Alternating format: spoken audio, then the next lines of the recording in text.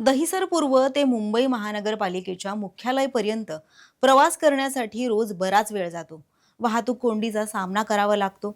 शारीरिक आणि मानसिक त्रासालाही सामोरं जावं लागतं. त्यामुळे मला मुंबईत घर द्या. आता हे वाक्य ऐकून तुम्हाला वाटत असेल की ही कुठल्या सामान्य नागरिकाची मागणी आहे. पण तसं नाहीये. ही मागणी केली आहे चक्क मुंबईचे उपमहापौर संजय घाडी यांनी. उपमहापौर संजय घाडी यांनी मुंबईतच आपल्याला अधिकृत निवासस्थान देण्याची मागणी करणारं पत्र पालिका आयुक्त अश्विनी भिडे यांना लिहिलंय.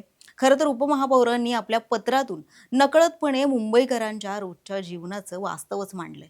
त्यामुळे जर सत्तेत राहूनही तुम्हाला इतका त्रास होतोय तर सामान्य जनतेचं काय, असा प्रश्न आता विचारला जातोय आणि त्याचाच आढावा आजच्या या व्हिडिओमधून आपण घेऊयात. नमस्कार, मी प्रेसिता आणि आपण पाहताय लोकसत्ता लाईव्ह.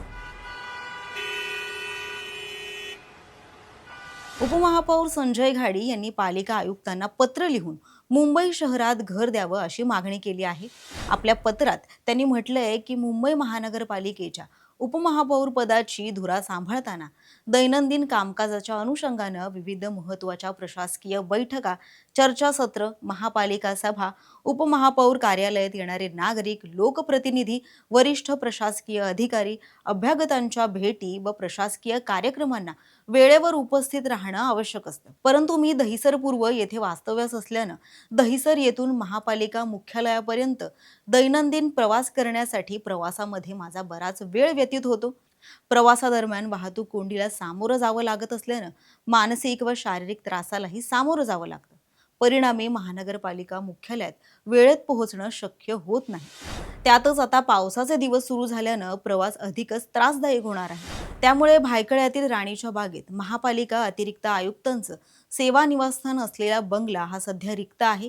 त्यामुळे सदर बंगला हा आपल्या निवासस्थानासाठी उपलब्ध व्हावा अशी मागणी संजय घाडी यांनी केली आहे. उपमहापौरांच्या या मागणीनंतर आता सोशल मीडियावरती लोकांच्या संमिश्र प्रतिक्रिया येत आहेत. सत्तेत असणाऱ्यांचे हे हाल आहेत, मग सामान्य मुंबईकरांचं काय? तुम्ही महापालिका आयुक्तांना पत्र लिहिलं, मग आम्ही कोणाकडे घर मागायचं, असे प्रश्न आता विचारले जात आहेत. एकीकडे मुंबईत रोजच्या नोकरी व्यवसायासाठी प्रवास करताना सामान्य नागरिकांचे हाल होत आहेत. हे आपण अनेकदा वाचतो, व्हिडिओमधून पाहतो. कर्जत, खोपोली, कसारा ते अगदी वलसाड, डहाणूपासून प्रवास करणारे नोकरदार मुंबईत ऑफिसमध्ये वेळेवर पोहोचण्यासाठी लोकलच्या गर्दीचे धक्के, वाहतूक कोंडी अशा कित्येक समस्यांचा सामना करतात. लोकलमधून पडून तर कधी रस्त्यातील खड्ड्यांमुळे जीव गेल्याची तर अनेक प्रकरणं आहेत. पण त्यांची ही व्यथा ऐकणार कोण? पायाभूत सुविधांचा विस्तार झाला तरी कित्येक वर्ष हे प्रश्न आहेतच. त्यातही पावसाळा आला की मुंबईकरांची उडणारी दैना काही नवीन नाही. दुसरीकडे मुंबईचे उपमहापौर संजय घाडी यांनी महापालिका मुख्यालय वेळेत गाठता यावं यासाठी मुंबई शहरात घर हवं आहे अशी मागणी केली आहे.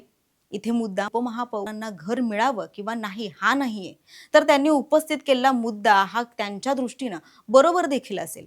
पण सत्तेत असणाऱ्या व्यक्तीला हे सहन करावं लागत असेल तर सामान्य मुंबईकर, नोकरदार तर हे रोज भोगतायत.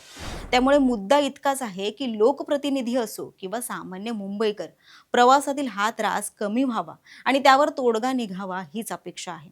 एक सामान्य मुंबईकर म्हणून तुमच्या यावरती काय प्रतिक्रिया आहेत, कमेंट करून नक्की कळवा. आणि लोकसत्ताचे असेच व्हिडिओ पाहण्यासाठी यूट्यूबला आमच्या सबस्क्राईब करा. पाहत रहा लोकसत्ता लाईव्ह.